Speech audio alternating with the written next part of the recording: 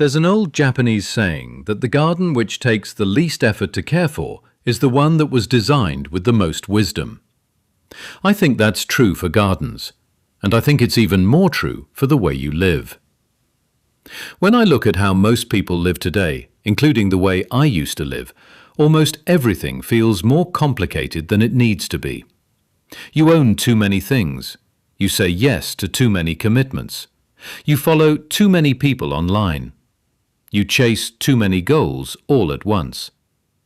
And then you sit there at the end of the day wondering why you feel so tired, so stretched thin all the time. Thoreau once wrote that simplicity is the law of nature, and that we do best when we live close to it, because that's our most natural state. When your life is simple, you can actually see clearly. You can see where you are, where you came from, and where you're headed. But when your life is crowded with stuff and noise and obligations, everything turns blurry. You slowly lose the ability to tell what matters from what doesn't. And I think Japanese culture understood this deeply for centuries. There's a reason Zen monks own almost nothing. There's a reason a Japanese tea room is nearly empty. There's a reason traditional Japanese homes have so much open space. Because the people who shaped these ways of living knew something simple. The less you carry, the further you can walk. My grandfather, Daiki, lived this way without even trying.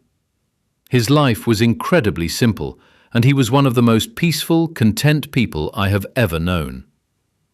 I asked him once how he stayed so calm all the time. He looked at me and said, "Hiroto, I just removed everything that disturbed my calm. What was left over was peace." So today, I want to share with you the Japanese approach to building a low-maintenance life. These are the ideas that help me simplify everything, from my daily habits to my money to the people I spend my time with. And I really believe they can do the same for you. Let's get into it. First, simplify what you own. Own less and breathe more. This is the foundation of everything. Because when you own too many things, every single item quietly asks for a little piece of your time and attention. More clothes means more laundry, more sorting, more deciding what to wear. Every object you own carries a maintenance cost, even when you don't notice it. In traditional Japanese homes, the idea has always been to keep only what serves a clear purpose. In Zen, there's a concept called kanso, which means simplicity, stripping away everything that isn't necessary. When I first moved to Nagoya, I brought far too much with me. So, over a few weekends, I let go of about half of what I owned. I gave a lot of it to a small orphanage in Nagoya that I visit regularly. And every time I walk through those doors and see the children, all the stress I've been carrying just melts away. Their faces are so full of real happiness, the kind that comes from being present and connected, not from owning things. Start with your possessions. Let go of what you don't need. Your space will feel lighter and your mind will follow.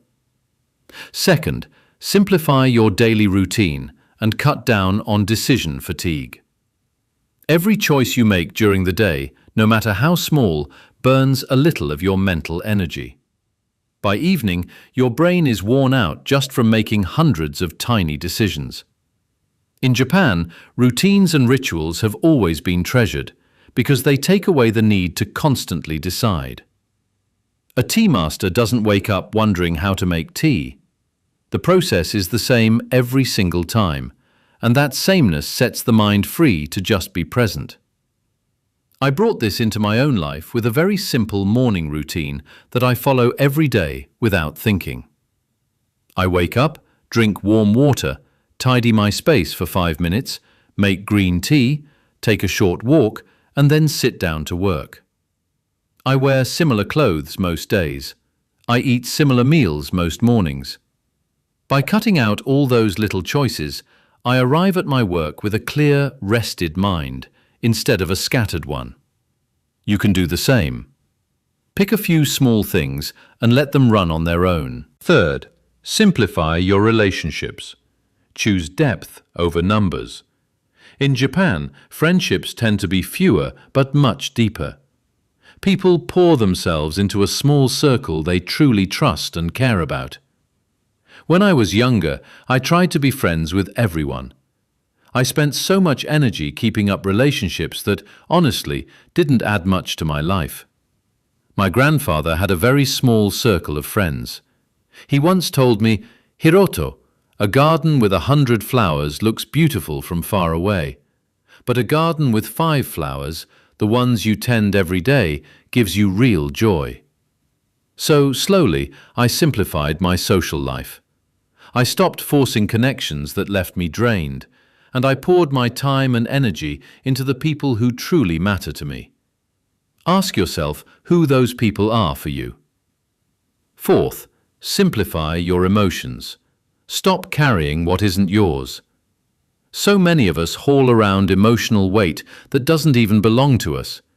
You worry about other people's problems and get dragged into the drama. There's a famous Zen story about 2 monks who come to a river crossing. One of them carries a woman across, and then the two walk on in silence for hours. Finally, the second monk bursts out, "I can't believe you carried that woman. We're not supposed to do that." And the first monk simply says, "I set her down at the river hours ago. You've been carrying her this whole time." I used to carry everything. If someone criticized me, I'd replay it in my head for days.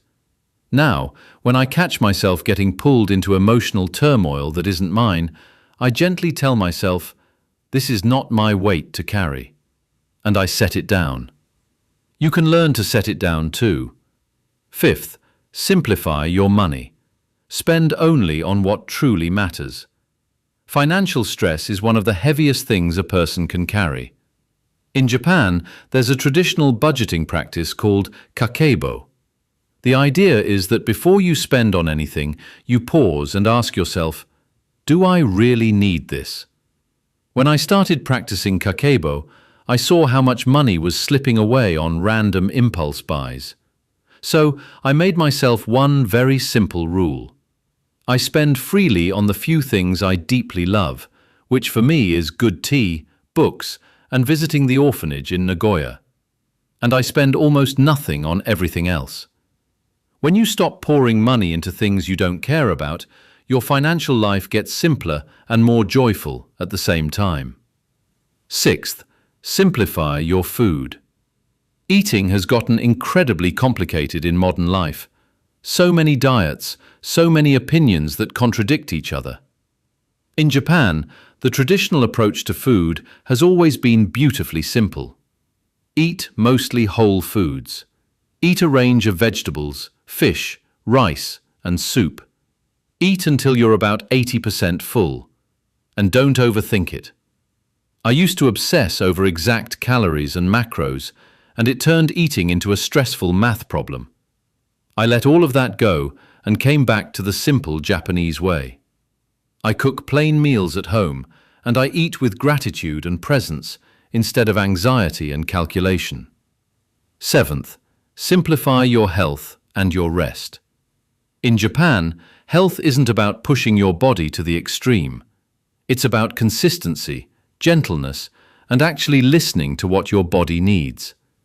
Japanese people walk a lot. They soak in hot water every evening. They sleep at regular hours. Japan has some of the longest lifespans in the world thanks to these simple, sustainable habits practiced every single day. I stopped chasing intense workout programs that left me wrecked.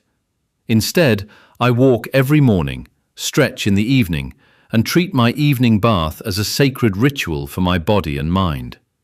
Move in ways that feel good to you, and trust that consistency over time is far more powerful than intensity in short bursts.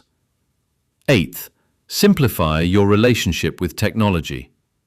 Every minute you spend in the digital world is a minute you're not spending with the real people around you, or with nature.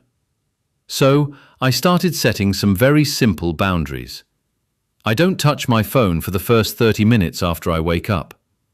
I turned off every unnecessary notification, and I took the social media apps off my home screen.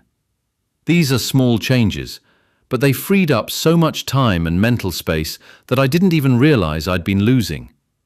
The moments I used to fill with scrolling are now filled with real life. Try just one of these tomorrow and see how it feels. Ninth, simplify your mindset. Live in this moment. Most of your stress comes from dwelling on the past or worrying about the future. In Zen practice, there's a deep focus on being fully present in whatever you're doing. When you eat, just eat. When you walk, just walk. Life becomes incredibly simple the moment you stop dragging yesterday's problems and tomorrow's fears into right now. My grandfather lived this way so naturally. He was always completely present in whatever he was doing, whether he was working in his garden or just having a conversation. He was never somewhere else in his mind. He was always right here. I want to leave you with something from Thoreau's Walden. He wrote, "I went to the woods because I wished to live deliberately, to face only the essential facts of life, and see if I could not learn what it had to teach, and not, when I came to die, discover that I had not lived." I think that's really what a low-maintenance life is all about. It's about stripping away everything that pulls you away from the essential facts of your own life. It's about making enough space to actually live the days you're given, instead of just rushing through them. If any of this spoke to you, I'd love to hear in the comments which part of your life you want to simplify first. I'm always learning from you too.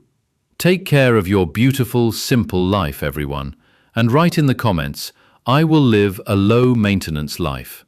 Thank you for watching.